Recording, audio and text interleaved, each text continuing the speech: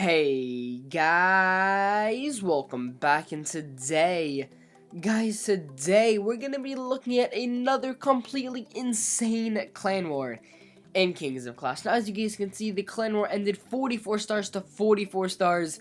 Kings of Clash using 22 of their attacks to score 44 stars. Titani clan, an Italian clan, level 8 on a 5-war win streak, also scoring 44 stars in 22 attacks. Now, this clan war was definitely one of the hardest, if not the hardest clan war the Kings of Clash has ever fought in our 18-war win streak. Seriously, the matchup was just complete, not fair. I mean, it was just not good. And yeah, so I'm gonna show you guys a few of the attacks, and then we'll see what truly happened with their number one player and with me on defenses. So first things first here, the first attack that I want to show you guys was definitely one of the best attacks in the entire clan war. It was actually, I actually did this on Lightning.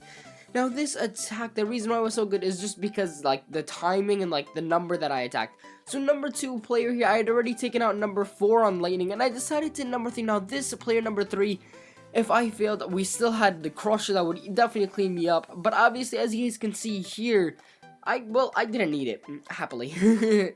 So yeah, as you guys can see here, I actually, before I pause this here, I actually cooked up a Govaho army. I had a full Govaho army. I was getting ready to click that attack button, but then I looked at this base a bit more, and I said, you know what, there are so many spots where Govaho, like, you know, double giant bombs can be located. One right there, one in this compartment. I think there actually was one in this compartment.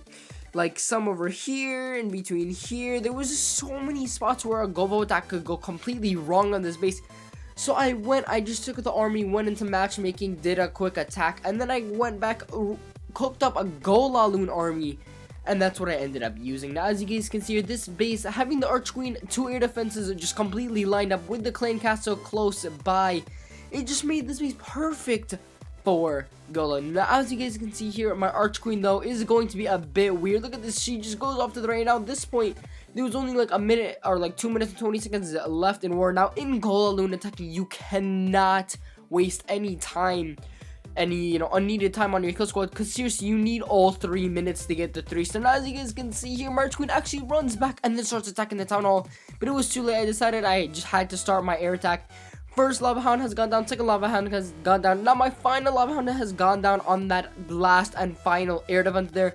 Some haste spells, some rage spells. Definitely the spell placement was, you know, definitely fair on this, which I think is really, really essential whenever you're using a Golaloon attack. You have to have good spell placement. And as you guys can see, I was actually able to keep up my Arch Queen while a ton of balloons and the last Lava Hound were still alive here. That last Lava Hound actually ended up not popping, but as you guys can see, the last defense has gone down. Well, there's just one cannon left, but that's basically it.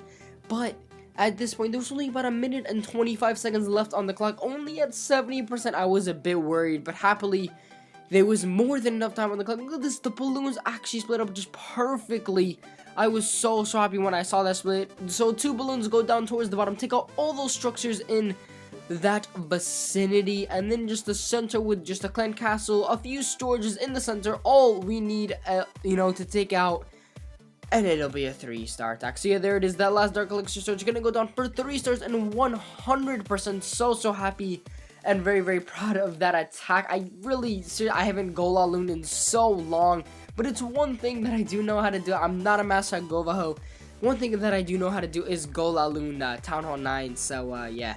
So that was my attack on number 3. I will show you the number 2 when on my Town Hall 11, or the number 4, since they really weren't the best attacks. But I'll show you guys some Town Hall 8 attacks. This was Mr. M or Unknown. Both of them are him.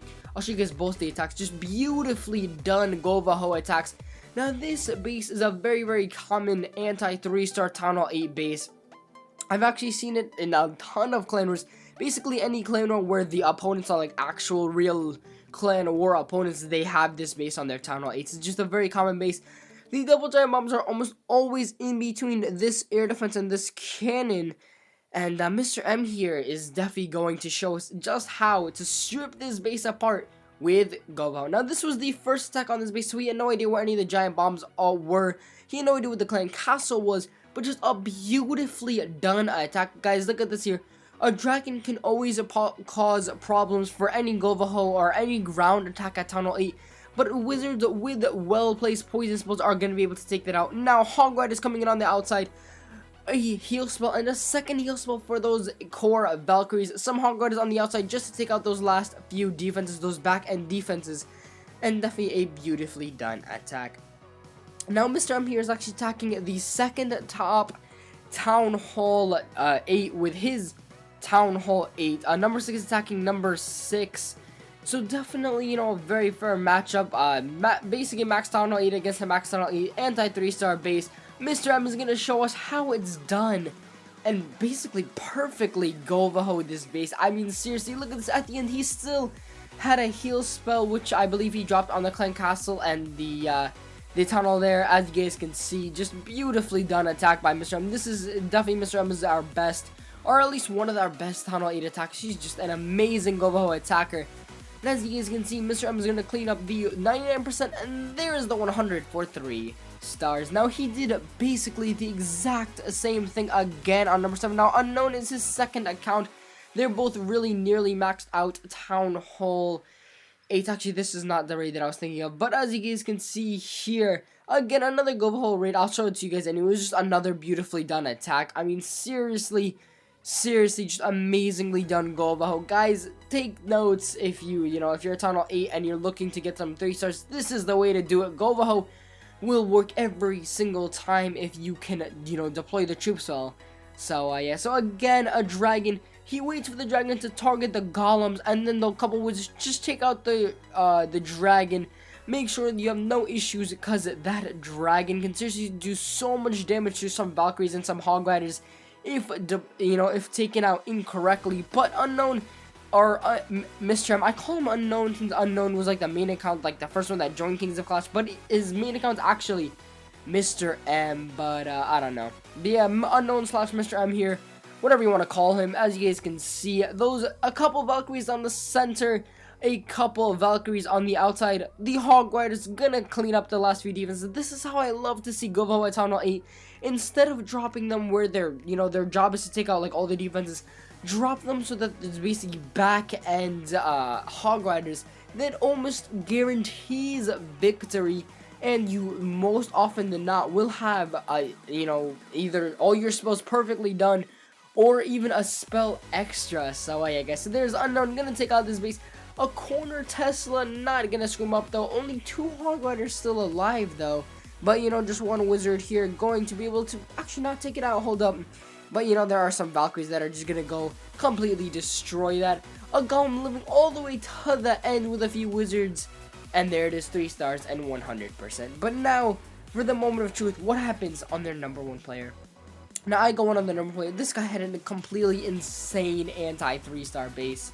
I mean, just very, I knew I wouldn't 3-star this base from the start of it. I wanted to try at least, because obviously when you're going for 3 stars, if you're going for a safe 2-star to get a 3-star, you're going to get a high percentage as well, and really it was all about percentage. Now, this attack was done about 2 to 3 hours with it left in the clan, where I was actually going out. This is why this video is so late.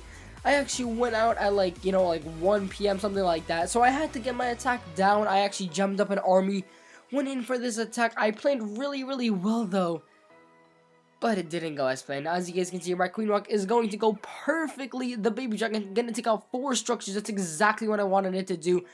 The pathing, now the Archqueen going to drop that reach spell. She's gonna get the Town Hall, exactly what I wanted to do, get that safe Town Hall, and then try and get that extra percentage. I didn't want to come in from the backside, because if you come in from like this side of the anti-3-star, like on this right side, and then your troops just don't make it to the Town Hall, you end up with like a 70-80% 1-star, and I'd much rather have a slightly lower percentage 2-star than risking only getting 1-star. But as you guys can see, the Queen are gonna go perfectly. And now the Golem with the Valkyries again, just perfectly. I mean, they just pathed. Oh, I couldn't believe they pathed. At this point, I thought we have this 3-star in the bag. But of course, level 11 walls, 3 baby dragons. This is probably the worst clan castle for some, Valkyries. Seriously, I knew that there were baby dragons in it, but I just didn't know how to deal with them. I didn't deal with them the best way that you can, and at this point, boom, all my Valkyries are just dead within seconds. I don't even know what happened. 53% right now. At this point, I was worried. I knew I needed like a 70 to 80%. Seriously, I started sweating. I knew that this was, I just failed my clan. Because seriously, it was down to our number 1 player and their number 1 player. It was 42 stars to 42 stars when I attacked this player. But at 60% right now, with a few archers and a few wizards left, I'm going to be able to deploy them and somehow, some way, get up to 70%. As you guys can see, 1 archer, 2 archers right there on the bottom, another archer on another structure, 1 wizard to take out 2 structures, 66% right now. I still have a wizard and 2 archers still alive. Well, a wizard that haven't deployed yet, and then 2 archers taking out 2 another furry structures here, gonna get us to up to 68%, and then 70% with that wizard on the builder hut, and there is 70% 2-star on the number 1 player. Now, going back into the clan, I was very worried, and I knew that 70% would be good enough. But guys, look at this chat here. Actually, if I can just go to his profile through here, yeah, look at this profile, guys.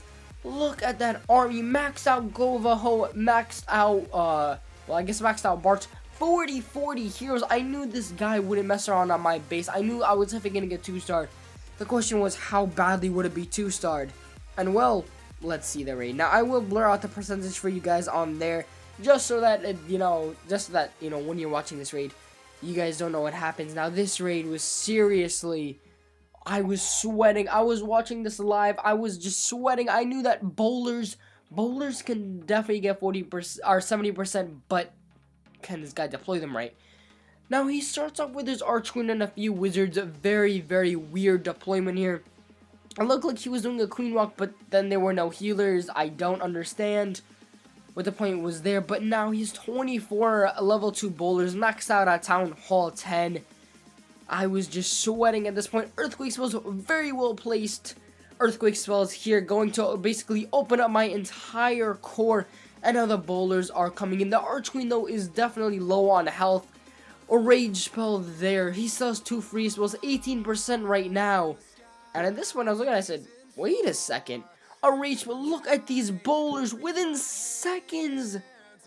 They're all dead. 24 bowlers. Well, I guess he didn't actually deploy all of them. He did deploy about 10 towards the outside, but 12 bowlers are so just instantly dead to my defenses. I mean, everyone says bowlers are completely overpowered. I just don't see it. I understand maybe if they're level 3, attacking fully maxed out Town 11s, maybe they're a bit more overpowered with like healers and stuff. But in this raid, as you can see, 45% right now.